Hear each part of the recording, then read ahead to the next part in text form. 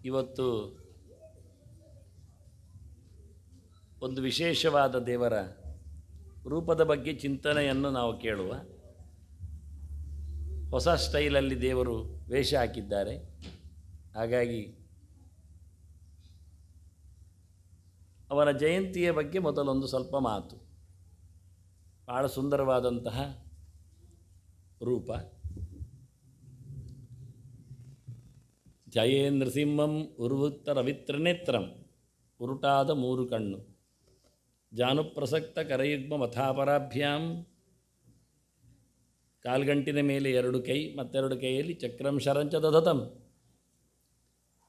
ಚಕ್ರಂ ಧರಂಚ ದಧತಂ, ಚಕ್ರ ಮತ್ತು ಶಂಖವನ್ನು ಹಿಡಿದಿರತಕ್ಕ ಮೇಲಿನ ಎರಡು ಕೈಗಳು, ಪ್ರಿಯಾ ಸಮೇತಂ, ತೊಡೆಯಲ್ಲಿ ಲಕ್ಷ್ಮಿ ಕೂತಿದ್ದಾಳೆ, ತಿಗ್ಮಾಂಶು ಕೋಟ್ಯಧಿಕ ತೇಜ ಸಮಗ್ರ ಶಕ್ತಿ, ಸೂರ್ಯನಿಗಿಂತಲೂ ಮಿಗಿಲಾದ ಬೆಳಕು ಉಳ್ಳವನು ಅಂತ ಹೇಳಿ ನರಸಿಂಹದೇವರ ವಿಗ್ರಹ ಇವತ್ತು ಪುತ್ತಿಗೆಯಲ್ಲಿ ಈ ಪ್ರತಿಮೆ ಆರಾಧ್ಯವಾಗಿದೆ. ಸ್ವಾಮಿಗಳ ಮೂಲ ಊರು ಯಾವುದೋ ಒಮ್ಮೆ ಈ ಮಠಕ್ಕೆ ಆ ಊರಿನವರು ಸ್ವಾಮಿಗಳಾದರು. ಅಲ್ಲಿಂದ ಪುತ್ತಿಗೆ ಮಠ ಅಂತ ಅದಕ್ಕೆ ಹೆಸರು ಬಂತು. ನೆನಪಿಟ್ಕೊಳ್ಳಿ, 8 ಮಠಕ್ಕೆ ಹೆಸರು ಬಂದ ಕಾರಣ ಹೇಗೆ ಕೇಳಿದರೆ, ಮಧ್ವಾಚಾರ್ಯರ ಹೆಸರು ಕೊಟ್ಟಲಿಲ್ಲ. 8 ವಿದ್ಯಾರ್ಥಿಗಳಿಗೆ, 8 ಶಿಷ್ಯರಿಗೆ ಸನ್ಯಾಸ ಕೊಟ್ಟಿದ್ದರು. ನಡೀತಾ ಇತ್ತು. ಒಂದು ಸಮಯದಲ್ಲಿ ಸುಮಾರು ಒಂದು 200-300 ವರ್ಷದ ನಂತರದಲ್ಲಿ, ಮಧ್ವಾಚಾರ್ಯರ ನಂತರದಲ್ಲಿ, ಇವತ್ತಿನ ಒಂದು 200-300-400 ವರ್ಷದ ಹಿಂಬದಿಯಲ್ಲಿ ಆಯಾ ಊರಿನ ಯಾವುದೋ ಒಬ್ಬ ಕ್ಯಾಂಡಿಡೇಟ್ ಶಿಷ್ಯ ಆ ಮಠದಲ್ಲಿ ಸನ್ಯಾಸಿಯಾಗಿ ಬಂದಾಗ ಆ ಮಠವನ್ನು ಪುತ್ತಿಗೆ ಮಠ ಅಂತ ಕರೆದರು. ಪುತ್ತಿಗೆ ಊರಿನವರು ಯಾರೊಬ್ಬರು ಬಂದಿದ್ದರು, ಹಾಗೆ ಪಲಿಮಾರಿಂದ ಒಬ್ಬರು ಬಂದಿದ್ದರು, ಅದಮಾರಿಂದ ಒಬ್ಬರು ಬಂದಿದ್ದರು. ಅಲ್ಲಿ ಅವರು ದೊಡ್ಡ ಮಟ್ಟಿನಲ್ಲಿ ಮತ್ತೆ ಮಠ ಎಲ್ಲ ಕಟ್ಟಿದರು. ಹೆಸರು ಬರುವಷ್ಟು ದೊಡ್ಡ ಮಟ್ಟಿನ ಮಠ ಆಯ್ತದು. ಹಾಗಾಗಿ ಮುಂದಕ್ಕೆ ಅದೇ ಚಾಲ್ತಿ ಆಯಿತು, ಮತ್ತು ಯಾರು ಅದನ್ನು ಬದಲಾಯಿಸಲಿಲ್ಲ. ಹಾಗೆ ವಾದಿರಾಜರು ಬಂದಾಗ ಕುಂಬಾಸಿ ಮಠ, ಅವರು ಹುಟ್ಟಿದ್ದಲ್ಲಿ ಕುಂಬಾಸಿ ಮಠ ಆಗಿತ್ತದು. ಆದರೆ ಮತ್ತೆ ಅವರಿಗೆ ಜಹಗೀರೆಲ್ಲ ಸಿಕ್ಕಿ ಭಾರಿ ಫೇಮಸ್ ಆಗಿ ಅವರು ಮತ್ತೆ ವೃಂದಾವನ ಆದದ್ದು ಸೋದೆಯಲ್ಲಿ ಆಗಲಿಕ್ಕೆ ಹೋಗಿ ಮತ್ತದು ಸೋದೆ ಮಠ ಅಂತ ಕರೆದದ್ದು. ಅದಕ್ಕಿಂತ ಮೊದಲದಕ್ಕೆ ಕುಂಬಾಸಿ ಮಠ ಅಂತಲೇ ಎಲ್ಲ ಇಲ್ಲೇ ಇತ್ತು. ಸೋದೆ ಆದರೆ ಉತ್ತರ ಕನ್ನಡಕ್ಕೆ ಹೋಯಿತು. ಇಲ್ಲದು ಎಲ್ಲ ದಕ್ಷಿಣ ಕನ್ನಡದಲ್ಲಿ ಎಲ್ಲ ಮಠಗಳು, 8 ಮಠಗಳದ್ದು ಮೂಲ ಮಠಗಳು ಎಲ್ಲಿವೆ ಕೇಳಿದರೆ ದಕ್ಷಿಣ ಕನ್ನಡದಲ್ಲಿ ಇದ್ದವು, ಉಡುಪಿ ಆಸುಪಾಸೆ ಇದ್ದವು. ಒಂದು ಮಾತ್ರ ಮತ್ತೆ ಅಲ್ಲಿಗೆ ಹೆಸರು ಪಡೆದದ್ದು ಇಲ್ಲಿ ಉಂಟು, ಕುಂಬಾಸಿಯಲ್ಲಿ ಮಠ ಇದೆ, ಇಲ್ಲ ಅಂತಲ್ಲ. ಹಾಗೆ ಇದು ಪುತ್ತಿಗೆ ಮಠದಲ್ಲಿನ ಆರಾಧ್ಯವಾದ ಮೂರ್ತಿ ನರಸಿಂಹಮೂರ್ತಿ. ಹೀಗೆ ಉಂಟು, ಇಷ್ಟು ಚೆನ್ನಾಗಿಯೇ ಇದೆ. ಪೂಜೆ ಮಾಡುವಾಗ ದೇವರದ್ದು ಎಲ್ಲ ಅವಯವಗಳಿಗೂ ಪೂಜೆ ಮಾಡಬೇಕು ಅಂತ ಕ್ರಮ, ಜಯಂತಿ ಅಂದು. ಹಾಗಾಗಿ ನರಸಿಂಹನಿಗೆ ಪಾದೋ ಪೂಜೆಯಾಮಿ, ಗೋವಿಂದಾಯ ನಮಃ ಊರು ಪೂಜೆಯಾಮಿ, ಊರು ಅಂದರೆ ತೊಡೆ, ವಿಶ್ವಭುಜೇ ನಮಃ ಕಟಿಂ ಪೂಜೆಯಾಮಿ, ಅನಿರುದ್ಧಾಯ ನಮಃ ಉರಹ ಪೂಜೆಯಾಮಿ, ಕ್ಷಿತಿಕಂಠಾಯ ನಮಃ ಕಂಠಂ ಪೂಜೆಯಾಮಿ, ಪಿಂಗಕೇಶಾಯ ನಮಃ ಶಿರಃ ಪೂಜೆಯಾಮಿ, ಅಸರಧ್ವಂಸನಾಯ ನಮಃ ಚಕ್ರಂ ಪೂಜೆಯಾಮಿ, ತೋಯಾತ್ಮನೇ ನಮಃ ಶಂಖಂ ಪೂಜೆಯಾಮಿ. ಮತ್ತು ಎಲ್ಲ ಜಯಂತಿಯಲ್ಲಿ ಉಪವಾಸ ಮಾಡದಿದ್ದರೂ ಪರವಾಗಿಲ್ಲ, ಹೇಳಿದ್ದೇನೆ. ಆಯಾ ದೇವರ ನೈವೇದ್ಯ ಮಾಡಿ ಊಟ ಮಾಡುವುದು, ದೇವರಿಗೆ ಅರ್ಘ್ಯ ಕೊಡುವುದು ಅಂತ. ನರಸಿಂಹನಿಗೇನು ಮಾಡಬೇಕು ಅಂತ ಹೇಳಿದ್ದೆ ನೆನಪುಂಟ? ಮೊದಲ ದಿವಸ ಹೇಳಿದ್ದೆ ನಾನು, ಒಂದೊಂದೇ ದೇವರಿಗೆ ಹೇಳ್ತಾ ಚಿತ್ರಾನ್ನ ನೈಸ್, ಅದು ನೆನಪಿಟ್ಕೊಂಡಿದ್ದಾರೆ, ಪರವಾಗಿಲ್ಲ. ಹಳದಿ ಹಾಕಿದ ಚಿತ್ರಾನ್ನ, ಕಲರ್ ಹಾಕಿದ್ದಲ್ಲ, ಕೆಂಪು ಹಾಕಿದ್ದಲ್ಲ, ಕಾಯಿ ಮೆಣಸು ಹಾಕಿದ್ದು ಮತ್ತು ಲಿಂಬೆಹಣ್ಣು ಹಿಂಡಿದ್ದು, ಅದು ಚಿತ್ರಾನ್ನ. ಅದಕ್ಕೆಲ್ಲ ಹಾಕಲಿಕ್ಕೆ ಬರ್ತದೆ, ದ್ರಾಕ್ಷಿ, ಗೇರು ಬೀಜ, ನೆಲಗಡಲೆ ಎಲ್ಲ ಹಾಕಲಿಕ್ಕೆ ಬರ್ತದೆ. ಹಾಗಾಗಿ ಅದು ಚಂದವಾದಂಥ ಚಿತ್ರಾನ್ನ, ಎಷ್ಟು ರಾಯಲ್ ಮಾಡಲಿಕ್ಕೂ ಬರ್ತದೆ. ಸರಿ, ನರಸಿಂಹದೇವರಿಗೆ ಮತ್ತೆ ಬೆಲ್ಲದ ಪಾನಕ, ಒಳ್ಳೆ ಮೆಣಸು ಹಾಕಿತ್ತು, ಇದು ಸಮರ್ಪಣೆಗೆ. ಮತ್ತು ಅರ್ಘ್ಯ ಎಲ್ಲರೂ ಕೊಡಲಿಕ್ಕೆ ಉಂಟು. ಹಿರಣ್ಯಕ ವಧಾರ್ಥಾಯ, ಅದರ ಚರಿತ್ರೆ ಹೇಳ್ತೇನೆ. ಹಿರಣ್ಯಕಶಿಪುವನ್ನು ಕೊಲ್ಲಿಕ್ಕೋಸ್ಕರ ಬಂದಿದ್ದಾನೆ. ಭೂಭಾರೋತ್ತಾರಣಾಯ ನೆಲಕ್ಕವನು ಭಾರ ಆಗಿದ್ದ ಅಂತ. ಪರಿತ್ರಾಣಾಯ ಸಾಧೂನ, ಮೊನ್ನೆ ಹೇಳಿದ್ದೇ ಅರ್ಥ. ನಿಜವಾಗಿ ಒಳ್ಳೆಯವರನ್ನು ರಕ್ಷಣೆ ಮಾಡಬೇಕಾದ್ರೆ ಕೆಟ್ಟವರನ್ನು ತೆಗಿಲೇಬೇಕಾಯಿತು. ಇದು ಮನೆಯಲ್ಲಿಯೇ ಮಾಡಬೇಕಾಯ್ತು ಇದು ವಿಷಯ. ಮತ್ತೆ ನೋಡೋದು, ಜಾತೋ ವಿಷ್ಣುದಕ್ಕೆ ಸರಿನ್ ಗ್ರಹಣಾರ್ಘ್ಯ ಮಯಾ ದತ್ತಂ ಸ ಲಕ್ಷ್ಮೀಂದ್ರ ಹರೇ ಸ್ವಯಂ ಅಂತ ಹೇಳಿ ಲಕ್ಷ್ಮೀ ನರಸಿಂಹನಿಗೆ ಅರ್ಘ್ಯವನ್ನು ಶಂಖದಲ್ಲಿ ಎಲ್ಲರೂ ಹಿಡಿದು ಕೊಡಲಿಕ್ಕೆ.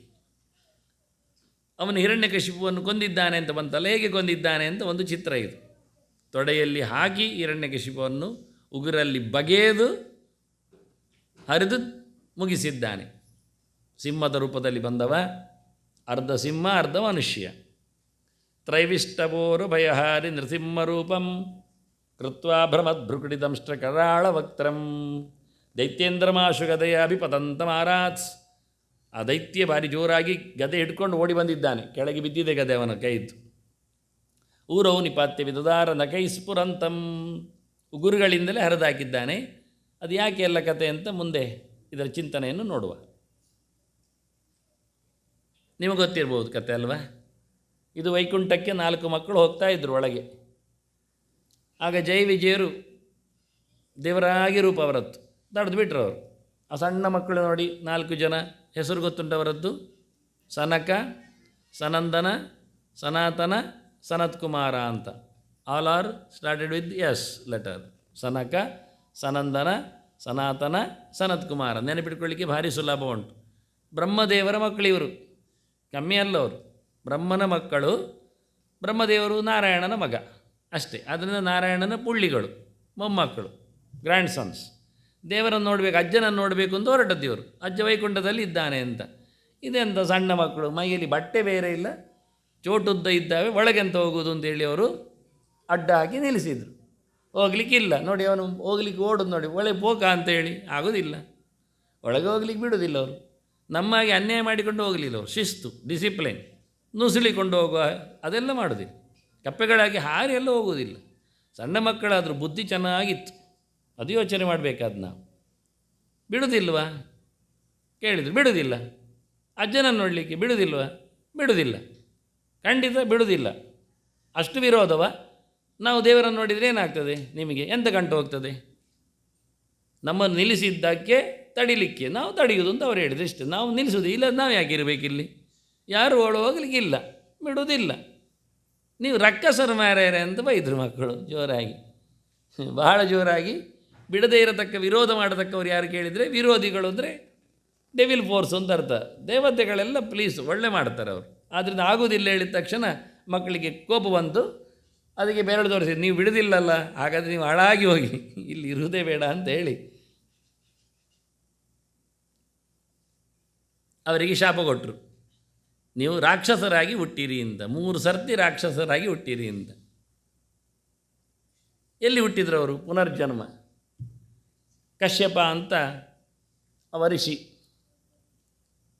ಅವನು ಬ್ರಹ್ಮದೇವರ ಮಗನ ಮಗ. ಬ್ರಹ್ಮನಿಗೆ ಮರೀಚಿ ಅಂತ ಮಗ. ಸುಮಾರು ಋಷಿಗಳು ಮಕ್ಕಳಾಗಿದ್ದಾರೆ, ಪ್ರಜಾಪತಿಗಳು. ಮರೀಚಿಯ ಮಗ ಕಶ್ಯಪ. ಅವನಿಗೆ ದಿತಿ ಅಂತ ಹೆಂಡತಿ. ಸಂಜೆ ಹೊತ್ತು ಜಪ ಎಲ್ಲ ಮಾಡ್ತಾ ಇದ್ದಾನೆ ಪುಣ್ಯಾತ್ಮ, ಪೂಜೆಗೆಲ್ಲ ರೆಡಿ ಮಾಡಿದ್ದಾನೆ. ಈಕೆ ಬಂದು ಜಪ ಸಾಕಿನ್ನು, ನನ್ನೊಟ್ಟಿಗೆ ಮಲಗಿ ಅಂತ ಹೇಳ್ತಾಳೆ. ಇದು ಒಳ್ಳೆಯ ಸಮಯ, ಸಂಜೆ ಹೊತ್ತೆಲ್ಲ ನಾವು ಹಾಗೆಲ್ಲ ಮನಸ್ಸು ಆಗ ಒಳ್ಳೆ ಮನುಷ್ಯನ ದಿನದಲ್ಲಿ 3 ಹೊತ್ತಿನಲ್ಲಿ 3 ಜನರು ಕೆಲಸ ಮಾಡ್ತಾರೆ. ಬೆಳಿಗ್ಗೆ ಬ್ರಹ್ಮದೇವ ಕೆಲಸ ಮಾಡ್ತಾನೆ, ಮಧ್ಯಾಹ್ನ ವಿಷ್ಣು ಕೆಲಸ ಮಾಡ್ತಾನೆ, ಸಂಜೆ ರುದ್ರದೇವ ಕಂಟ್ರೋಲ್ ಮಾಡ್ತಾನೆ ಟೈಮನ್ನು. ಆದ್ದರಿಂದ ಬೆಳಿಗ್ಗಿನ ಹೊತ್ತು ನಾವು ಎದ್ದು ಓದಿದರೆ ಬ್ರಹ್ಮದೇವರು ಓದಿನವರು, ಪುಸ್ತಕ ಹಿಡಿದವರು. ಆದ್ದರಿಂದ ಬ್ರಾಹ್ಮ ಮುಹೂರ್ತ ಅಂತ ಅದಕ್ಕೆ ಹೆಸರು. ಬಿಫೋರ್ ಸನ್ರೈಸ್ 1-2 ಗಂಟೆ ಮೊದಲು ಚಂದ ಮಾಡಿ ಕಲೀಲಿಕ್ಕೆ ಬರ್ತದೆ. ಒಳ್ಳೆ ತಲೆ ಫ್ರೆಶ್ ಇರ್ತದೆ, ಹಕ್ಕಿಗಳೆಲ್ಲ ಆಗಲೇ ಹೇಳುವುದು. ಆಗ ನಿದ್ದೆ ಮಾಡೋದಲ್ಲ, ಜೋರು ನಿದ್ದೆ ಬರೋದು ಆಗಲೇ, ಅದೇ ಮಾಡಬಾರ್ದು ಹೇಳಿದ್ದವರು. ಆಗ ಬಿಟ್ಟು ಎದ್ದು ಸೂರ್ಯೋದಯಕ್ಕಿಂತ ಮೊದಲು 1-2-2.5 ಗಂಟೆ ಎದ್ದು ಮೋರೆ ಎಲ್ಲ ತೊಳೆದು ಮಿಂದರೆ ಒಳ್ಳೆಯದು. ಓದಲಿಕ್ಕೆ ಕೂತರೆ ಚಂದ ಹಿಡಿತದೆ ಮಂಡೆಗೆ. ಎಂಥದ್ದು ಮಾಡಿಕೊಂಡು ತಿನ್ನಲಿಕ್ಕೆ ಹೊರಡಬಾರ್ದು, ಹಾಗೆ ಅದೇ ಲೇಟ್ ಆಗ್ತದೆ ಮತ್ತು ಗಂಟೆ ಉಂಟಲ್ಲ ಅಂತ. ಅದೆಂತ ಇದ್ದರೂ ಸೂರ್ಯೋದಯದ ನಂತರ ನೆನಪಿಟ್ಕೊಳ್ಳಿ. ಏನಿದ್ದರೂ ತಿನ್ನುವುದು ಕುಡಿಯುವುದು ಸೂರ್ಯೋದಯದ ನಂತರ ಅಂತ ನೀವು ಅರ್ಥ ಮಾಡಿದರೆ ಆಸ್ಪತ್ರೆ ಬಿಲ್ 3/4 ಅಂಶ ಉಳಿತದೆ. ಶೂರ್, ನಾನೇ ಗ್ಯಾರಂಟಿ, ನಾನೇ. ನಿಮಗೆ ಆಸ್ಪತ್ರೆ ಹೋಗೋದು ಇಷ್ಟ ಇಲ್ಲ ಅಂತಾದರೆ ನೀವು ಸೂರ್ಯೋದಯದ ನಂತರ ತಿನ್ನಲಿಕ್ಕೆ ಮತ್ತು ಕುಡಿಲಿಕ್ಕೆ ಕಲಿಬೇಕು. ಏಳುವುದೇ ತಡ ಅಲ್ಲ, ಏಳುವುದು ಬೇಗ ಹೇಳಬೇಕು, ತಿನ್ನುವುದು ತಡ ತಿನ್ನಬೇಕು. ಎದ್ದ ತಕ್ಷಣ ತಿನ್ನುವುದು ಕುಡಿದು, ಕೆಲವರು ಹೇಳ್ತಾರೆ ಒಂದು ಎದ್ದ ತಕ್ಷಣ ಕುಡೀರಿ ಅಂತ. ಅದು ಸಮ ಅಲ್ಲ. ಎದ್ದ ತಕ್ಷಣ ಕುಡಿಲಿಕ್ಕಿಲ್ಲ, ಎದ್ದ ತಕ್ಷಣ ಹೋಗಲಿಕ್ಕಿರೋದು, ಪಾಸಿಂಗ್ ಹೋಗಲಿಕ್ಕೆ ನೋಡಿ ಅಂತ ಎಲ್ಲ. ಕೆಲವರು ಹೋಗುವುದಿಲ್ಲ ಅಂತೇಳಿ ಕುಡಿಯೋದು, ಕೆಲವರು ಭಾಳ ಕಷ್ಟ ಆಗ್ತದೆ ಅಂತ. ಅದು ತಪ್ಪೆಂತ ಮಾಡೋದು ಪಾಪ. ಹಾಗೆಲ್ಲ ರಾತ್ರಿ ತಿಂದೆಲ್ಲ ಬಿದ್ದುಕೊಳ್ಬಾರ್ದು. ಲೂಸಾಗಿ ಹೋಗಬೇಕಾದ್ರೆ ಸುಲಭವಾಗಿ ತಿಂದಿರಬೇಕು ಅಷ್ಟೇ ಅಂತ. ಅದನ್ನೆಲ್ಲ ಮರೆತು ಬಿಡಿ ನೀವು, ಅದು ಸರಿ ಇಲ್ಲ ಅಂತೇಳಿ. ಸೂರ್ಯೋದಯದ ಮುಂಚೆ ನಮ್ಮಲ್ಲಿ ಯಾವುದೇ ನಾಡಿಗಳು, ಅಂದರೆ ವೈಜ್ಞಾನಿಕವಾಗಿ ಹೇಳುತ್ತೇನೆ, ನಾಡಿಗಳು ಕೆಲಸ ಮಾಡುವುದಿಲ್ಲ. ಸೋಲಾರ್ ಎನರ್ಜಿ, ಈಗ ನೋಡಿ ಸೋಲಾರ್ ಲೈಟ್ ತನ್ನಿ, ಬೆಳಿಗ್ಗೆ 5 ಗಂಟೆಗೆ ಹೊರಗಿಡಿ ನೋಡೋ ಅಂಗಳದಲ್ಲಿ, ಚಾರ್ಜ್ ಆಗಲಿ ನೋಡೋದು, ಅದಾಗೋದಿಲ್ಲ. ಸೂರ್ಯೋದಯ ಆಗುವಾಗಲೇ ಚಾರ್ಜ್ ಸ್ಟಾರ್ಟ್ ಆಗೋದು. ನಮ್ಮದು ಸೂರ್ಯನಾಡಿ ಚಂದ್ರನಾಡಿ ಎಲ್ಲ ಉಂಟು, ಅದು ಸ್ಟಾರ್ಟ್ ಆಗುವುದು, ಚಾರ್ಜ್ ಆಗುವುದು ಯಾವಾಗ ಕೇಳಿದರೆ ಸೂರ್ಯನ ಕಿರಣ ಬಂದಾಗ ಮಾತ್ರ, ಆಗ ಸಹಸ್ರಾರದಿಂದ ಅದಕ್ಕೆ ಶುರುವಾಗ್ತದೆ ಕೆಲಸ ಮಾಡಲಿಕ್ಕೆ, ಅದಕ್ಕಿಂತ ಮೊದಲೇ ಇಲ್ಲ. ಆದ್ದರಿಂದ ಆನಂತರವೇ ಒಳಗಿಂದ ಕುಡಿಲಿಕ್ಕೆ ತಿನ್ನಲಿಕ್ಕೆಲ್ಲ ಕ್ರಮ. ಓದಲಿಕ್ಕೆ ಆಗಲ್ಲ, ಓದಲಿಕ್ಕೆ ಬ್ರಹ್ಮದೇವರು ತಲೆ ಮಾತ್ರ ಓಪನ್ ಮಾಡಿ ಕೊಡ್ತಾನೆ, ಚಿಂತನೆ ಮಾಡಲಿಕ್ಕೆ ತೊಂದರೆ ಇಲ್ಲ, ಕಲೀಲಿಕ್ಕೆ ತೊಂದರೆ ಇಲ್ಲ, ಓದಲಿಕ್ಕೆ ತೊಂದರೆ ಇಲ್ಲ, ಕೇಳಲಿಕ್ಕೆ ತೊಂದರೆ ಇಲ್ಲ. ಅಂದ ಬ್ರಾಹ್ಮ ಮುಹೂರ್ತ ಬೆಳಿಗ್ಗೆ, ಮಧ್ಯಾಹ್ನ ವಿಷ್ಣು ಮುಹೂರ್ತ, ಅಭಿಜಿನ ಮುಹೂರ್ತ, ಎಂತ ಮಾಡಿದರೂ ಮಧ್ಯಾಹ್ನ ಶೈನ್ ಆಗ್ತಾನೆ, ಜಯವನ್ನು ಪಡಿತಾನೆ ಅಂತ ಕ್ರಮ. ಸಂಜೆಗೆ ರೌದ್ರಕಾಲ, ರುದ್ರದೇವರ ಕಾಲ. ಆದ್ದರಿಂದ ಸಂಜೆ ಹೊತ್ತಿಗೆ ಸೂರ್ಯಾಸ್ತ ಆಗುವಾಗ, ಸೂರ್ಯಾಸ್ತ ಆದ ತಕ್ಷಣ ಎಲ್ಲ ಓಡಾಡಬಾರ್ದು, ಎಂಥದ್ದು ಜೋರು ಕೆಲಸ ಮಾಡಬಾರ್ದು, ಸುಮ್ಮನೆ ಎಲ್ಲ ಜಪ ಅನುಷ್ಠಾನ ಪೂಜೆ ಪುನಸ್ಕಾರ ಮಾತ್ರ ಮಾಡಬೇಕು. ಅಧ್ಯಯನೋ ಗಟ್ಟಿ ಮಾಡಲಿಕ್ಕಿಲ್ಲ, ತಲೆ ಖರ್ಚು ಹೆಚ್ಚು ಮಾಡಲಿಕ್ಕಿಲ್ಲ, ಸುಮ್ಮನೆ ಡಿಸೆಂಟ್ ಆಗಿರಲಿಕ್ಕೆ ಮೌನ ಮಾಡಿದ್ದಷ್ಟು ಒಳ್ಳೆಯದು. ಸಂಜೆ ಹೊತ್ತು ರುದ್ರದೇವರು ತಿರುಗ್ತಾ ಇರ್ತಾರೆ ಭೂತಗಣಗಳೊಟ್ಟಿಗೆ, ಆದ್ದರಿಂದ ಅವರೆಲ್ಲ ಸೋಂಕಣೆ ಆಗ್ತದೆ ಎಂದು ಕೆಲವರು ಹೇಳ್ತಾರಲ್ಲ, ಅದೇ ಟಚ್ ಫೀಲಿಂಗ್ಸ್, ಅದಾಗಬಾರ್ದು ಅಂತೇಳಿ ಸಂಜೆ ಹೊತ್ತಿನಲ್ಲಿ ಮನೆಯಲ್ಲಿ ಮಕ್ಕಳನ್ನೆಲ್ಲ ಒಳಗೆ ಹಾಕಿ ಭಜನೆ ಮಾಡಿ ಜಪ ಮಾಡಿ ಎಲ್ಲ ಹೇಳೋದು. ಆಗ ಸೊಳ್ಳೆಗಳು ಬರುವ ಸಮಯ ಹೌದು, ಸೊಳ್ಳೆಗಳ ಜೊತೆಯಲ್ಲಿ ಡೆವಿಲ್ ಫೋರ್ಸ್ಗಳು ಬರ್ತವೆ ಅಂತ ಅರ್ಥ. ಹಾಗೆ ಸಂಜೆ ಹೊತ್ತು ಹೇಳ್ತಾನೆ, ಅವನು ಪಾಠ ಹೇಳ್ತಾನೆ, ಸಂಜೆ ಹೊತ್ತೆಲ್ಲ ಹೀಗೆಲ್ಲ ಮಾಡಲಿಕ್ಕಿಲ್ಲ, ಸಂಜೆ ಬಂದು ಕಳೆದು ನಕ್ಷತ್ರ ಬರಬೇಕು ರಾತ್ರಿ ಊಟ ಮಾಡಲಿಕ್ಕೆ ಎಲ್ಲ. ಅದಕ್ಕಿಂತ ಮೊದಲು ಏನಿಲ್ಲ, ಸೂರ್ಯ ಇಲ್ಲದಿದ್ದಾಗ, ನಕ್ಷತ್ರ ಬಾರದಿದ್ದಾಗ ಆ ಬ್ಲ್ಯಾಂಕ್ ಪೀರಿಯಡಲ್ಲಿ ಸುಮ್ಮನೆ ಇರಬೇಕು. ಅವಳು ಕೇಳುವುದೇ ಇಲ್ಲ, ಆದ್ದರಿಂದ ಅವಳು ಗರ್ಭವನ್ನು ಪಡಿತಾಳೆ. ಕಶ್ಯಪರು ಹೇಳ್ತಾರೆ, ರೌದ್ರ ಕಾಲದಲ್ಲಿ ಆದ್ದರಿಂದ ನಿನಗೆ ರಕ್ಕಸರು ಹುಡ್ತಾರೆ ಮಕ್ಕಳು ಅಂತ. ಬೇಡ ಬೇಡ, ಅನ್ಯಾಯ ಆಯಿತು, ಸಾರಿ ಇನ್ನೆಂತ ಮಾಡೋದು, ಮಕ್ಕಳಿಗೆ ಮಗ ಮಾತ್ರ ಒಳ್ಳೆಯವನಾಗ್ತಾನೆ ಅಂತ ಹೇಳಿದ್ದಾರೆ. ಇಷ್ಟೊಂದು ನೆಕ್ಸ್ಟ್. ಹಾಗಾಗಿ ಇವರಿಗೆ ಹುಟ್ಟಿದ್ದು ಮಕ್ಕಳು ಹಿರಣ್ಯಾಕ್ಷ ಹಿರಣ್ಯಕಶಿಪುಗಳು ಅಂತ ಇಬ್ಬರು ಜೋರು ರಾಕ್ಷಸರು. ಅದೇ ಜಯ ವಿಜಯರು ಪುನರ್ಜನ್ಮ ತಡೆದವರು, ವಿರೋಧ ಮನಸ್ಸು ಮಾಡಿದವರು ವಿರೋಧಿಗಳಾಗಿ ಹುಟ್ಟಿದರು. ಒಳ್ಳೆ ಮಗ ಹಿರಣ್ಯಕಶಿಪಿಗೆ ಹುಟ್ಟಿದ, ಅವನು ಪ್ರಹ್ಲಾದ. ಮೊಮ್ಮಗ ಒಳ್ಳೆಯವನಾಗ್ತಾನೆ ಅಂತ ಕಶ್ಯಪ ಹೇಳುತ್ತಾನೆ. ಹಾಗಾಗಿ ಮೊಮ್ಮಗ ಒಳ್ಳೆಯವನಾಗಿದ್ದಾನೆ ಹಿರಣ್ಯಕಶಿಪು ಮತ್ತು ಪ್ರಹ್ಲಾದ. ಹಿರಣ್ಯಕಶಿಪಿಗೆ 4 ಮಕ್ಕಳಿದ್ದರು, ಹ್ಲಾದ, ಸಂಹ್ಲಾದ, ಪ್ರಹ್ಲಾದ, ಅನುಹ್ಲಾದ ಅಂತ.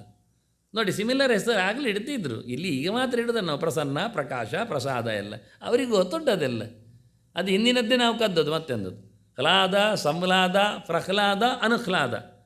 ಪ್ರಹ್ಲಾದ ಒಬ್ಬನೇ ಅಲ್ಲ, ಅವನಿಗೆ 3 ಜನ ಇದ್ದಾರೆ, ಮತ್ತೆ ಬೇರೆ ಸೋದರರು ಒಟ್ಟಿ ಹುಟ್ಟಿದವರು. ಇದು ಪ್ರಹ್ಲಾದ.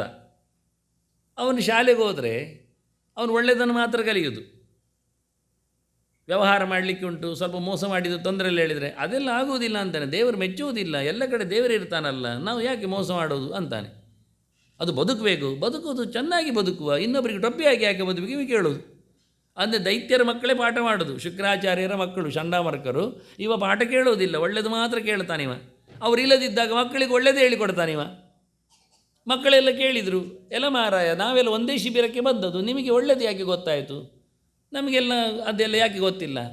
ನಾನು ಅಮ್ಮನ ಹೊಟ್ಟೆಯಲ್ಲಿದ್ದಾಗ, ಅಂದರೆ ಆಗ ದಿತಿ ಇಲ್ಲಲ್ಲ, ದಿತಿಯಲ್ಲ, ಹಿರಣ್ಯಕಶಿಪನ ಹೆಂಡತಿ ಕಯಾತು. ಅಮ್ಮನ ಹೊಟ್ಟೆಯಲ್ಲಿದ್ದಾಗ ನಾರದರು ನನಗೆ ಪಾಠ ಮಾಡ್ತಿದ್ರು, ನಾನು ಕಿವಿ ಕೊಟ್ಟು ಕೇಳೋದು. ಅಮ್ಮ ನಿದ್ದೆ ಮಾಡ್ತಿದ್ಲು, ನಾನು ಹೊಟ್ಟೆಯಲ್ಲಿದ್ದೆ, ನಾನು ಒಳ್ಳೆ ಕೇಳ್ತಿದ್ದೆ. ಹಾಗಾಗಿ ನನಗೆಲ್ಲ ನಾರದರು ಹೇಳಿಕೊಟ್ಟದ್ದು ಗೊತ್ತುಂಟು ಅಂತ ಹೇಳಿಬಿಟ್ಟವ, ಅದನ್ನೆಲ್ಲ ಹೇಳಿಕೊಡ್ತೇನೆ ಅಂತ. ಹೀಗಾಗಿ ಇವ ಜೋರು ಮಾಡ್ತಾ ಇದ್ದಾನೆ. ಎಂಥದ ನಿನ್ನದು ಇಲ್ಲಿ ಅಲ್ಲ, ಎಂಥ ನೀನು ಜೋರು ಮಾಡೋದು, ಎಲ್ಲರಿಗೆ ಹೇಳಿಕೊಡೋದು, ನಿನಗೆ ಯಾರು ಬಲ, ಯಾರು ನಿನಗೆ? ಅದಕ್ಕೆ ಹೇಳ್ತಾನೆ, ಬಲ ನನಗೆಂಥದ್ದು, ನಿನಗೂ ಎಲ್ಲರಿಗೂ ಒಬ್ಬನೇ ಬಲ, ದೇವರೇ ಎಲ್ಲರಿಗೂ ಬಲ, ಮತ್ತು ಯಾರುಂಟು? ನಾವು ತಿನ್ನುವುದು ದೇವರದ್ದೇ ಅನ್ನ, ದೇವರು ಕೊಟ್ಟ ನೆಲ, ದೇವರು ಕೊಟ್ಟ ಮಳೆ, ದೇವರು ಕೊಟ್ಟ ಬೆಳೆ ಎಲ್ಲ ದೇವರದ್ದಲ್ಲದೆ ಪ್ರಾಡಕ್ಟ್ಗೆ ಎಂಥದ್ದುಂಟು? ಎಲ್ಲರಿಗೂ ಬಲ ಅವನೇ. ಸವೈ ಬಲಂ ಬಲಿನಾಂಚ ಅಪರೇಶಾಂ, ನನಗೆ ಮಾತ್ರ ಅಲ್ಲ, ನಿನಗೂ ಅಲ್ಲ, ಎಲ್ಲರಿಗೂ. ಹಾಗಾದರೆ ನಿನ್ನ ದೇವರು ಎಲ್ಲರಿಗೂ ಬಲ ಕೊಟ್ಟರೆ ಈ ಸಭೆಯಲ್ಲಿ ಕೂತ ಕಂಬಕ್ಕೂ ಬಲ ಕೊಟ್ಟುವುದು ಅವನೇ? ಕೊಡ್ತಾನೆ, ಕೊಟ್ಟಿದ್ದಾನೆ. ಹೋಗಿ ಹೋಗಿ ಗುದ್ದಿದ್ದಾನೆ ಕಂಬಕ್ಕೆ, ಅವ ಗುದ್ದಿದ್ದೆ, ಮತ್ತೆಂಥದ್ದು? ಕಂಬಕ್ಕೆ ಗುದ್ದಿದ್ರೆ ಬಂದಿದ್ದಾನಲ್ಲ ಅಲ್ಲಿ. ಕಾಸವು ಎದ್ದಿತ ಸರ್ವತ್ರ ಸ್ತಂಭೆ ಕಸ್ಮಾನ್ ನ ದೃಶ್ಯತೆ ಅಂದ. ಯಾಕೆ ಬರುವುದಿಲ್ಲ ಕಂಬದಲ್ಲಿ ಹೇಳಿ ಗುದ್ದಿದ್ದಾನೆ. ಸತ್ಯಂ ವಿಧಾತುಂ ನಿಜ ಭೃತ್ಯ ಭಾಷಿತಂ, ತನ್ನ ಮಗು ಹುಡುಗ ಹೇಳಿದ್ದು ಸತ್ಯ ಮಾಡಲಿಕ್ಕೆ ಅಂತ ದೇವರು ಬಂದಿದ್ದಾನೆ. ವ್ಯಾಪ್ತಿಂಚ ಭೂತೇಶು ಅಖಿಲೇಶು ಚಾತ್ಮನಃ, ಅವನೇನು ಹೇಳಿದ್ದ? ಎಲ್ಲ ಕಡೆ ದೇವರಿದ್ದಾನೆ ಹೇಳಿದ್ನಲ್ಲ. ಹಾಗಾದರೆ ಒಳ್ಳೆಯದಾಯಿತು ಅಂತ ದೇವರು ತೋರಿಸಲಿಕ್ಕೆ ಎಲ್ಲ ಕಡೆ ಇದ್ದೇನೆ ಅಂತ ಹೇಳಲಿಕ್ಕೋಸ್ಕರ ಅದೃಶ್ಯತಾ ಅತ್ಯದ್ಭುತ ರೂಪಬುದ್ವಹನ್ ಸ್ತಂಭೆ ಸಭಾಯಾಂ ನ ಮೃಗಂ ನ ಮಾನುಷ್. ಅತ್ತ ಮನುಷ್ಯನೂ ಅಲ್ಲ, ಇತ್ತ ಪ್ರಾಣಿಯೂ ಅಲ್ಲ, ಆ ರೀತಿಯಾಗಿ ಬಂದಿದ್ದಾನೆ. ಅದು ಯಾಕೆ ಅಂದರೆ ಹಿರಣ್ಯಕಶಿಪು ಒಂದು ಗಮ್ಮತ್ತು ಮಾಡಿದ್ದಾನೆ, ಅವ ತಪಸ್ಸು ಮಾಡಿದ್ದಾನೆ ಬ್ರಹ್ಮದೇವರತ್ತು. ಎಂತ ಅಂತ ಹೇಳಿ, ನಾನು ಸಾಯಬಾರದು ಅಂತ. ಹಾಗೆಲ್ಲ ಇಲ್ಲ ಮಾರೆ, ಬಂದವರು ಸಾಯದೇ ಇರೋದುಂಟುಂಟ. ಹಾಗಿದ್ರೆ ಎಂತ ಮಾಡಲಿಕ್ಕೆ ಆಗೋದಿಲ್ಲ. No comments. ಸಾಯುವುದಿಲ್ಲ ಅಂತ ಆದರೆ ಎಂತ ಮಾಡ್ತಾನೆ ಮನುಷ್ಯ, ಯೋಚನೆ ಮಾಡಿ. ನಾವೀಗ ಸಾಯ್ತೇವೆ ಹೇಳಿಯೇ ಊಟ ಮಾಡೋದು, ಸಾಯ್ತೇವೆ ಹೇಳಿಯೇ ಕೋಟೆ ಎಲ್ಲ ಕಟ್ಟುವುದು, ಮನೆಗೆಲ್ಲ ಬಾಗಿಲು ಹಾಕುವುದು, ಮಳೆ ಎಲ್ಲ ಬಂದಾಗ ಕೊಡೆ ಹಿಡಿದು ಎಲ್ಲ. ಒಂದೊಮ್ಮೆ ಮಳೆ ಬಂದರೆ ಸಾಯುವುದೇ ಎಲ್ಲ ಇಟ್ಕೊಳ್ಳು. ಆಗ ಯಾರಿಗೆ ಕೊಡೆ ಬೇಕಾ? ಕಂಪನಿಯವರು ಬೊಬ್ಬೆ ಹಿಡಿತಾರೆ. ಮತ್ತೆ ವೆರೈಟಿ ಕೊಡೆ ಇಲ್ಲ, ಕಲರ್ ಎಲ್ಲ ಮಾಡಿ, ಸಣ್ಣದು ದೊಡ್ಡದೆಲ್ಲ ಮಾಡಿ. ಯಾರು ಸಾಯುವುದಿಲ್ಲ. ಕೊಡೆ ಹಿಡಿಯದಿದ್ರೂ ತೊಂದರೆ ಇಲ್ಲ ಅಂತಾದರೆ, ಮಳೆಗೆ ನೆನೆದ್ರು ಏನು ರೋಗ ಬರೋದಿಲ್ಲ ಅಂತಂದರೆ ಆಸ್ಪತ್ರೆಯಲ್ಲಿ ಬೊಂಬೋಟು ಹೊಡಿತಾವೆ. ಈ ಆ್ಯಂಬುಲೆನ್ಸಲ್ಲೆಲ್ಲ ಮತ್ತೆ ಸಾಯ್ತದೆ, ವೇಸ್ಟ್ ಆಗ್ತದೆ. ಆದರೆ ಮನುಷ್ಯ ಸಾಯ್ತಾನೆ ಹೇಳಿಕೊಂಡು ಎಂತೆಲ್ಲ ಕೆಲಸ ಮಾಡ್ತಾರೆ ನೋಡಿ. ಆಯಿತು, ಹಾಗಾದರೆ ಒಂದು ಕೆಲಸ ಮಾಡುವ ಅಂದ ಹಿರಣ್ಯಕಶಿಪು. ಎಂಥದ್ದು? ನಾನು ಆಯುಧಗಳಿಂದ ಸಾಯಬಾರ್ದು, ಡನ್. ನಾನು ಒಳಗೆ ಸಾಯಬಾರ್ದು, ಆಯಿತು ಮಾರಾಯ. ನಾನು ಹೊರಗೆ ಸಾಯಬಾರ್ದು, ಓಕೆ. ನಾನು ಮೇಲೆ ಸಾಯಬಾರ್ದು, ಆಗಲಿ. ಕೆಳಗೆ ಸಾಯಬಾರ್ದು, ಸರಿ. ನೀನು ಸೃಷ್ಟಿ ಮಾಡಿದ ಯಾವುದರಿಂದಲೂ ಸಾಯಬಾರ್ದು ಅಂದ. ಭೂತೇಭ್ಯ ತ್ವದ್ವಿಸೃಷ್ಟೇಭ್ಯ ಮೃತ್ಯುರ್ ಮಾಭೂತ್ ಮಮ ಪ್ರಭೋ. ಓಕೆ ತಥಾಸ್ತು ಅಂದಿದ್ದಾನೆ. ಭಾರಿ ಖುಷಿ ಆಯಿತು ಹಿರಣ್ಯಕಶಿಪುವಿಗೆ. ಪ್ರಾಣಿಗಳಿಂದ ಇಲ್ಲ, ಮನುಷ್ಯರು ಯಾರಿಂದಲೂ ನಾನು ಸಾಯುವುದಿಲ್ಲ. ಈಗ ಇಡೀ ಬ್ರಹ್ಮ ಸೃಷ್ಟಿಯಲ್ಲಿ ನನಗೆ ಸಾವಿಲ್ಲ ಅಂತ ತಿಳ್ಕೊಂಡ.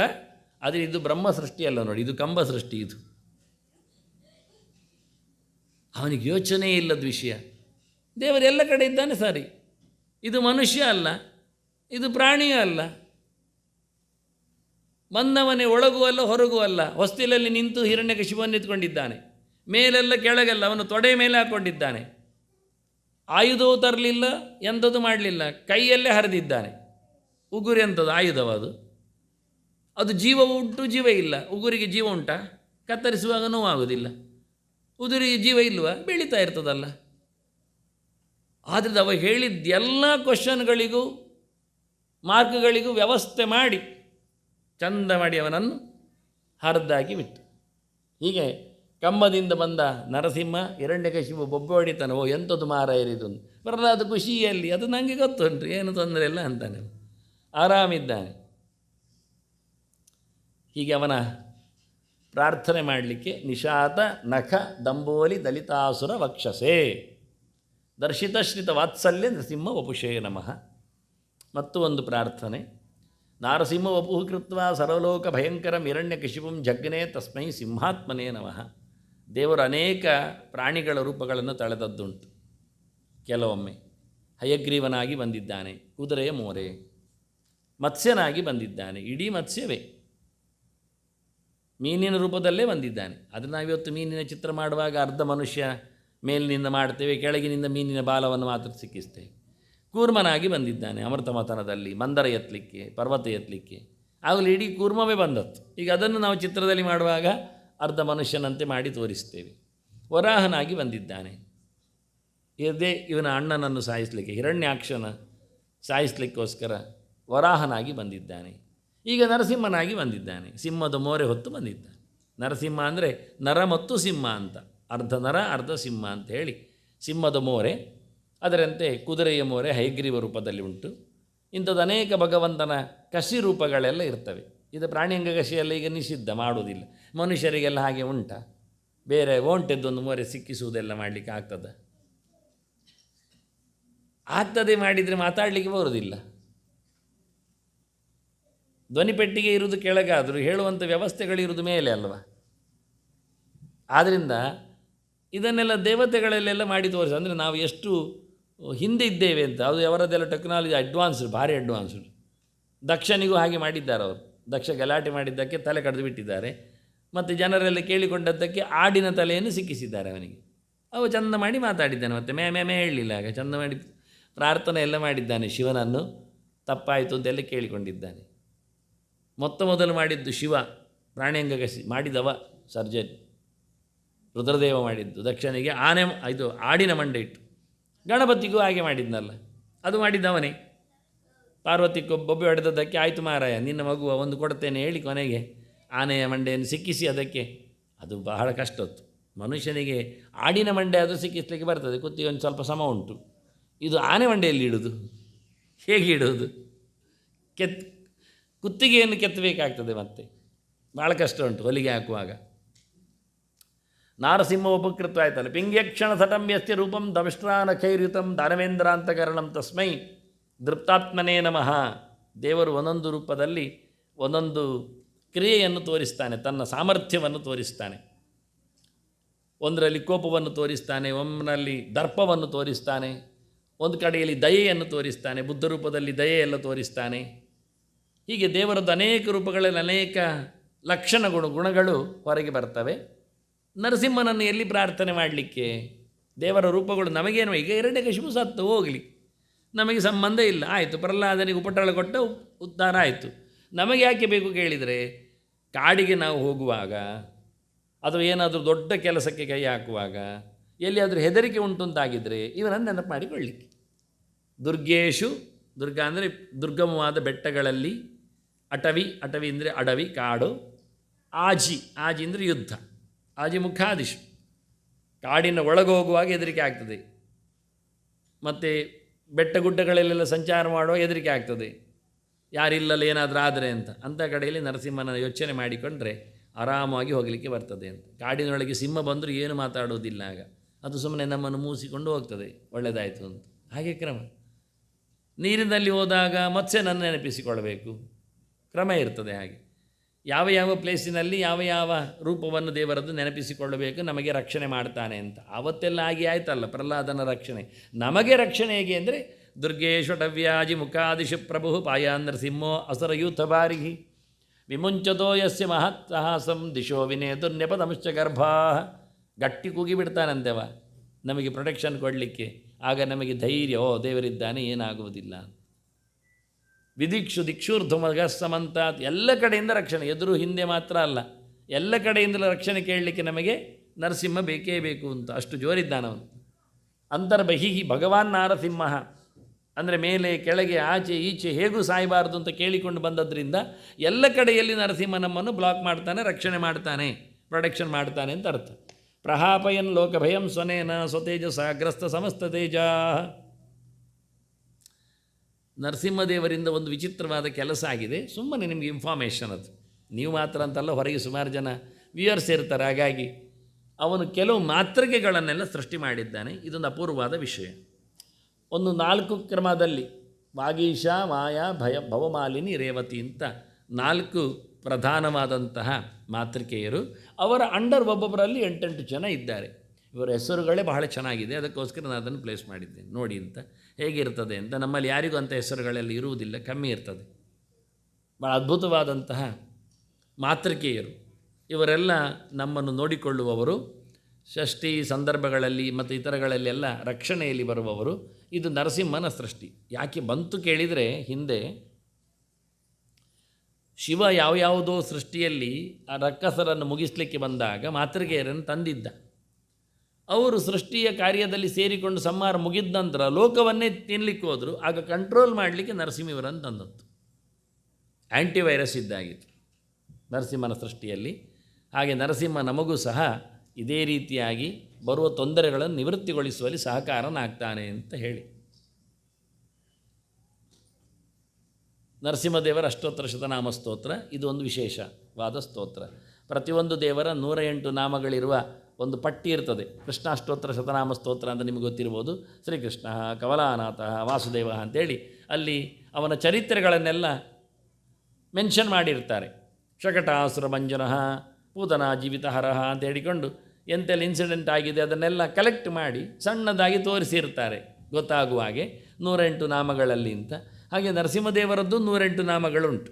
ಇದರಲ್ಲಿ ಸ್ಟೋರಿ ಬಹಳಷ್ಟು ಕೆಲವು ಕಡೆಯಲ್ಲಿ ರನ್ ಆಗಿದೆ, ಬೇಕಾದಷ್ಟು ವಿಷಯಗಳೆಲ್ಲ ಬಂದಿವೆ. ಇದು ಎಲ್ಲರೂ ಹೇಳಲಿಕ್ಕೆ ಬರ್ತದೆ. ನಾವೆಲ್ಲ ಹೇಳ್ಬೋದಾ ಅಂತ ಕೆಲವರು ಕೇಳೋದುಂಟು. ಹೇಳಲಿಕ್ಕೆ ಏನು ಸಮಸ್ಯೆ ಇಲ್ಲ, ಹೇಳಲಿಕ್ಕೆ ಇರುವಂಥದ್ದು. ಇದರಲ್ಲಿ ಇಂಥ ಜಾತಿಯವರು ಮಾತ್ರ ಹೇಳಿ ಅಂತೆಲ್ಲ ಹೇಳಲಿಲ್ಲ. ಮತ್ತು ಕೆಲವೊಮ್ಮೆ ಸ್ತೋತ್ರ ಹೇಳಿದ್ದಂತ ಹೇಳ್ತಾರೆ, ಎಂಥದ್ದು ಜಾತಿಯವರಿಗೆ ಏನು ಸಿಗ್ತದೆಲ್ಲ ಲಾಭ ಹೇಳ್ತಾರೆ ಅವರು. ವ್ಯಾಪಾರಿಗೆ ಆದರೆ ವ್ಯಾಪಾರ ಒಳ್ಳೆಯದಾಗ್ತದೆ, ಕ್ಷತ್ರಿಯನೇ ಆದರೆ ಒಳ್ಳೆ ರೂಲ್ ಔಟ್ ಮಾಡುವ ಪವರ್ ಬರ್ತದೆ ಅಂತೆಲ್ಲ ಹೇಳ್ತಾರೆ ಅವರು, ಯಾರಿಗೇನು ಅಂತ ಎಲ್ಲ.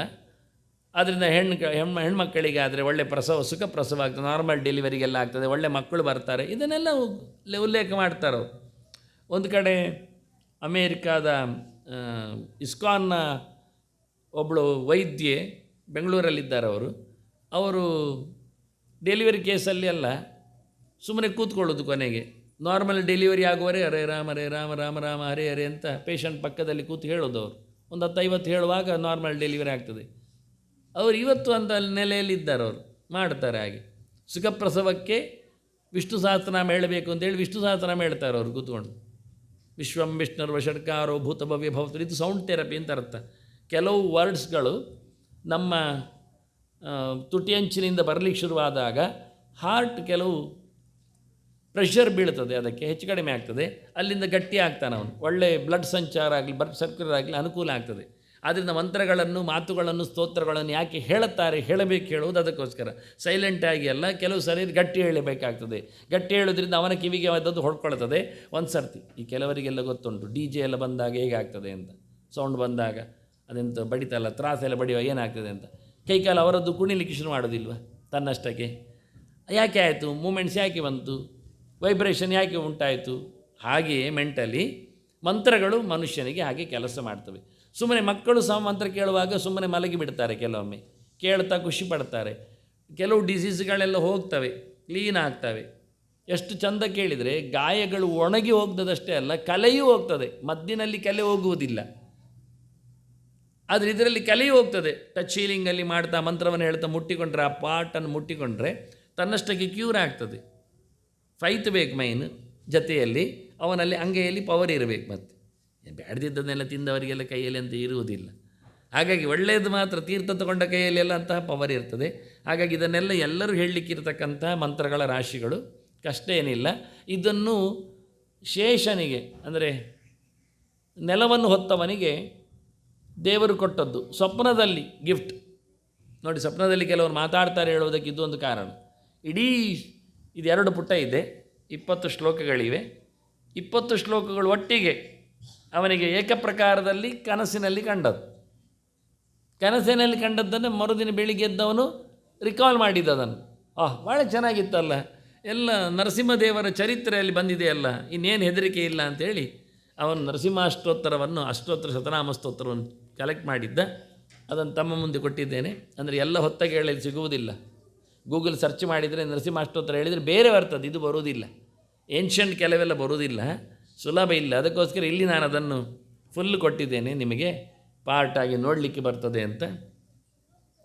ಟೋಟಲಿ ನಮಗೆ ಎಂಡೆ ಅಂತ ಕೇಳಿದರೆ ಸ್ವಭಕ್ತಾರ್ಪಿತ ಕಾರುಣ್ಯ. ಅವನ ಭಕ್ತ ಯಾರಿದ್ದಾನೆ ಅವನಿಗೆ ಒಳ್ಳೆ ಅವಕಾಶ ಮಾಡಿದ್ದಾನೆ. ಪ್ರಹ್ಲಾದ ನರಸಿಂಹದೇವರ ಭಕ್ತ. ಬೆಂಕಿಯಲ್ಲಿ ಹಾಕಿದರೂ ಏನಾಗಲಿಲ್ಲ ಅವನಿಗೆ, ಹಾವು ಕಚ್ಚಿಸಿದರೂ ಏನಾಗಲಿಲ್ಲ, ವಿಷ ಕುಡಿದ್ರೂ ಏನಾಗಲಿಲ್ಲ, ಬೆಟ್ಟದಿಂದ ಕೆಳಗೆ ಬೀಳಿಸಿದರೂ ಏನಾಗಲಿಲ್ಲ, ಊಟ ಕೊಡದೆ ಉಪವಾಸ ಹಾಕಿದರೂ ಏನಾಗಲಿಲ್ಲ, ನೀರಿನ ಮಧ್ಯೆಯಲ್ಲಿ ಡ್ರಾಪ್ ಮಾಡಿದರೂ ಏನಾಗಲಿಲ್ಲ ಅವನಿಗೆ. ನಾರಾಯಣ ನರಸಿಂಹ ಹೇಳ್ತಾ ಇದ್ದ, ಬಚಾವಾಗಿ ಬಂದಿದ್ದ.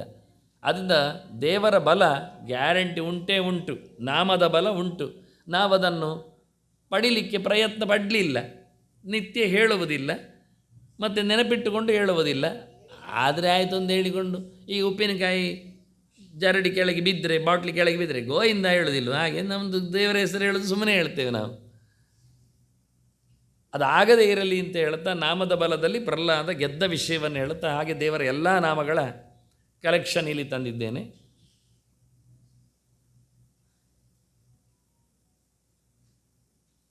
ಮುಂದೆ ನನ್ನ ಬರುವ ಶನಿವಾರದಲ್ಲಿ ಒಂದು ಸ್ಲೈಡ್ ಇದೆ, ಹಾಗಾಗಿ ಅದನ್ನು ಬರೆದಿದ್ದೇನೆ ಅಷ್ಟೇ ಮುಂದಕ್ಕೆ ಅಂತ. ನಿಮಗೆ ಅದನ್ನು ಇನ್ಸ್ಟ್ರಕ್ಷನ್ ಅಲ್ಲ, ವಾಸ್ತವವಾಗಿ ನಿಮ್ಮದು ಶಿಬಿರ ಮುಗಿದಿರ್ತದೆ. ನನ್ನ ನೆಕ್ಸ್ಟ್ ಶಿಬಿರದಲ್ಲಿ ನಾನು ಶಿವರಾತ್ರಿಯ ಬಗ್ಗೆ ಹೇಳಲಿಕ್ಕುಂಟು. ಶಿವರಾತ್ರಿಯ ಬಗ್ಗೆ ಹೇಳಿದ್ದೇನೆ ಹಿಂದೆ, 3, 4, 5 ಪ್ರವಚನ ಆಗಿದೆ. ಇನ್ನು ಮುಂದಿನದ್ದು ಶಿವರಾತ್ರಿ ಬಗ್ಗೆ ಹೇಳಲಿಕ್ಕುಂಟು ಅಂತ ಹೇಳ್ತಾ, ಮತ್ತು ತಮಗೆ ನರಸಿಂಹ ಜಯಂತಿಯಲ್ಲಿ ವೇಷ ಹಾಕುವ ಕಥೆ ಎಲ್ಲ ಇಲ್ಲ, ಯಾರು ಮಾಡುವುದಿಲ್ಲ ಹೆಚ್ಚಾಗಿ. 10 ಅವತಾರದ ರೂಪಗಳನ್ನು ಎಲ್ಲರೂ ಚಿಂತನೆ ಮಾಡುವುದು ಚಂದ. ಯಾಕೆಂದರೆ ಅದರ ಮುಂದರಿಕೆಯ ಬಗ್ಗೆ 1-2 ಮಾತು ಹೇಳುತ್ತೇನೆ. 3 ಜನ್ಮದಲ್ಲಿ ಮತ್ತೆ ಹುಟ್ಟಿ ಬರಬೇಕು ರಾಕ್ಷಸರಾಗಿ ಅಂತ ಹೇಳಿದ್ನಲ್ಲ. 1 ಜನ್ಮದಲ್ಲಿ ಹಿರಣ್ಯಾಕ್ಷ ಹಿರಣ್ಯಕಶಿಪು ಆಯಿತು. ಹಿರಣ್ಯಾಕ್ಷ ಹಿರಣ್ಯಕಶಿಪುಗಳು ವರಾಹ ಮತ್ತು ನರಸಿಂಹನಲ್ಲಿ ಮುಗಿದೋದು. ಇವತ್ತಿದ್ದಾರೆ ಯಾರಾದರೂ ಹಿರಣ್ಯಾಕ್ಷ ಹಿರಣ್ಯಕಶಿಪುಗಳು? ಇಲ್ಲಲ್ಲ, ಇದ್ದಾರೆ. ಹಿರಣ್ಯಾಕ್ಷ ಅಂದರೆ ದುಡ್ಡಿನ ಮೇಲೆ ಕಣ್ಣಿಡುವವ ಅಂತ. ಹಿರಣ್ಯಕಶಿಪು ಅಂದರೆ ದುಡ್ಡನ್ನು ಯಾವುದು ಮಂಚದಡಿಯಲ್ಲಿ, ಮಲಗುವ ಮಂಚದಡಿಯಲ್ಲಿ ಹಾಕಿದವ ಅಂತ ಅರ್ಥ. ಕಶಿಪು ಅಂದರೆ ದಿಮ್ಮು ಅಂತ ಅರ್ಥ, ಹಾಸಿಗೆ ಅಂತ ಅರ್ಥ. ನೋಟೆಲ್ಲ ಹಾಸಿಗೆಯಲ್ಲಿ ಅಡಿ ಹಾಕಿ ಯಾರು ಮಲಗ್ತಾನೆ ಅವನು ಹಿರಣ್ಯಕಶಿಪು. ಇದ್ದಾರೆ ಈಗೆಲ್ಲ, ಅವರಿಗೆಲ್ಲ ನರಸಿಂಹ ಬರಬೇಕು ಹರಿಲಿಕ್ಕೆ. ಆದ್ದರಿಂದ ಹಿರಣ್ಯಾಕ್ಷ ಹಿರಣ್ಯಕಶಿಪು ಎಲ್ಲ ಕೆಲವು ಪ್ರಾತಿನಿಧಿಕವಾದ ವ್ಯಕ್ತಿಗಳು. ಹೌದು, ಸಾಂಕೇತಿಕವಾಗಿ ಅವರು ಬರ್ಬೋದು, ಸಮಾಜದಲ್ಲಿ ಇರ್ಬೋದು. ಆಗ ನರಸಿಂಹ ಬರಬೇಕಾಗ್ತದೆ. ಇವರು ಮತ್ತೆ ಹುಟ್ಟಿ ಬಂದದ್ದು ರಾವಣ ಕುಂಭಕರ್ಣರಾಗಿ. ಸೆಕೆಂಡ್ ಅವರದ್ದು ಇನ್ಕಾರ್ನೇಷನ್, ಅವತಾರ ಅಂದರೆ ಜನ್ಮ. ಹುಟ್ಟಿ ಬಂದದ್ದು ರಾವಣ ಕುಂಭಕರ್ಣ ಸಾಯಿಸಲಿಕ್ಕೆ ಯಾರು ಬಂದದ್ದು? ರಾಮಚಂದ್ರ. ಗೊತ್ತಾಯ್ತು. ಈಗಲೂ ರಾವಣ ಕುಂಭಕರ್ಣರು ಇರ್ಬೋದು. ಕುಂಭಕರ್ಣ ಅಂದರೆ ಮಲಗೇ ಇರುವುದು. ಅವನದ್ದು ಮಡಿಕೆ ಕಿವಿ ಅಂತ ಅರ್ಥ, ಎಂತ ಕೇಳೋದಿಲ್ಲ, ಮಡಿಸಿಕೊಂಡಿದೆ ಅಂತ ಅರ್ಥ, ಉರುಟಾಗಿ ಹೋಗಿದೆ. ಕುಂಭಕರ್ಣ ಮಲಗೇ ಇರ್ತಾನೆ. ರಾವಣ 10 ತಲೆಯವ 20 ಕೈಯವ, ಎಂಥದೋ ಪರ್ಕಟ್ ಕೆಲಸ ಮಾಡ್ತಾನೆ ಇರ್ತಾನೆ. ಒಂದು ಮಂಡೆಯಲ್ಲಿ ಅವನಿಗೆ 10 ಮಂಡೆ, ಎಂತೆಂಥದ್ದೊಂದು ಯೋಚನೆ ಇಲ್ಲ. ಹಾಗಾಗಿ ಅವನನ್ನು ರಾಮ ಬಂದ ಕೊಲ್ಲಿಕ್ಕೆ. ಮತ್ತೆ ಬಂದದ್ದು ಯಾರು ಕೇಳಿದರೆ 3ನೇ ಅವತಾರ ಜಯ ವಿಜಯರದ್ದು ಶಿಶುಪಾಲ ಮತ್ತು ದಂತವಕ್ರ. ಕೃಷ್ಣನಿಗೆ ಪೂಜೆಯನ್ನೇ ನಿಲ್ಲಿಸಿದವ ಶಿಶುಪಾಲ, ದಂತವಕ್ರನ್ನು ವಿರೋಧ ಮಾಡಿದ ಹೋಗುವಾಗ. ಹಾಗೆ ಅವರನ್ನು ಕೊಂದದ್ದು ಕೃಷ್ಣ. ಅಲ್ಲಿಗೆ ಮುಗಿಯಿತು. ಜಯ ವಿಜಯರಿಗೆ ಶಾಪ ಮೋಕ್ಷ ಆಯಿತು. ಮಕ್ಕಳು ತಡೆದದಕ್ಕೆ, ಮಕ್ಕಳು ಮಾಡುವುದನ್ನು ತಡಿಲಿಕ್ಕಿಲ್ಲ. ಅವರು ಒಳ್ಳೆ ಫೀಚರಲ್ಲಿ ದೇವರ ಸೇವೆ ಮಾಡ್ತಾರೆ. ಅವರೇನಾದರೂ ದೇವರ ಕೆಲಸ ಮಾಡ್ತಾ ಇದ್ದರೆ ನಾವು ಬೇಡ ಹೇಳಲಿಕ್ಕಿಲ್ಲ, ಮುಂದುವರಿಸಿರಿ ಅಂತ ಮೆಸೇಜ್. ವಾಸ್ತವವಾಗಿ ಎಂತ ಗೊತ್ತುಂಟು ಅವರಿಗೆ ಅಂತ ಕೇಳಬೇಡಿ. ಅವರೇನಾದರೂ ಯೋಚನೆ ಇದ್ದರೆ, ಒಳ್ಳೆಯದಿದ್ದರೆ ಮಾಡಲಿಕ್ಕೆ ಅವಕಾಶ ನಾವು ಕೊಡಬೇಕು. ಮನೆಯಲ್ಲಿ ಒಳ್ಳೆಯ ಕೆಲಸ ಅವರ ಹತ್ರ ಮಾಡಿಸಬೇಕು. ದೇವರ ಸೇವೆಗೆಲ್ಲ ಅವರನ್ನು ಕರ್ಕೊಂಡು ಬರಬೇಕು. ದೇವಸ್ಥಾನಕ್ಕೆ ಕರ್ಕೊಂಡು ಹೋಗಬೇಕು. ಅವರಿಗೆ ಟ್ಯೂಷನ್ ಉಂಟು, ಪರೀಕ್ಷೆ ಉಂಟು, ಕಲೀಲಿಕ್ಕೆ ಉಂಟು. ಹಾಗೆಲ್ಲ ಬಿಡಲಿ, ಅದೆಲ್ಲ ಇರಲಿ, ಇದು ಇರಲಿ ಅಂತ, ಇದು ಬರಲಿ, ಅದು ಇರಲಿ ಅನ್ನುವ ನೆಲೆಯಲ್ಲಿ. ಹಾಗಾಗಿ ಸಣ್ಣ ಮಕ್ಕಳ ದೊಡ್ಡ ಕತೆ ಇದು. ವಾಸ್ತವವಾಗಿ ದೇವರು ಮೆಚ್ಚಿದ ಕತೆ. ಎಂಥ ತಂಟೆ ಆದರೂ ಏನೂ ಆಗುವುದಿಲ್ಲ ಮಕ್ಕಳಿಗೆ ಅಂತ ಹೇಳುವ ಕತೆ ಇದು ವಾಸ್ತವವಾಗಿ. ಅಂಥ ನರಸಿಂಹ ಜಯಂತಿಯನ್ನು ನಾವು ಆಚರಿಸುವ, ರಾಮ ಜಯಂತಿಯನ್ನು ಆಚರಿಸುವ, ಕೃಷ್ಣ ಜಯಂತಿಯನ್ನು ಆಚರಿಸುವ, ಅದರೊಟ್ಟಿಗೆ ವರಾಹನನ್ನು ಸಹ ಈ ಸರ್ತಿ ಇರಲಿಲ್ಲ ನಿಮಗೆ ಆಚರಿಸುವ ಅಂತ ಹೇಳುತ್ತಾ, ನರಸಿಂಹ ಜಯಂತಿಯ ಶ್ರೋತೃಗಳಿಗೆ ಮತ್ತೆ ನನ್ನ ವಂದನೆಗಳೊಂದಿಗೆ ಮುಂದೆ ಶಿವರಾತ್ರಿಯ ಚಿಂತನೆಗೆ ಮತ್ತು ಇನ್ನುಳಿದ ಸಂವಾದಕ್ಕೆ ಸಹ ನಾವು ಮತ್ತೆ ರೆಡಿ ಆಗುವ ಅಂತ ಹೇಳ್ತಾ, ಶ್ರೀಕೃಷ್ಣಾರ್ಪಣ. ನಾರಾಯಣ ನಾರಾಯಣ.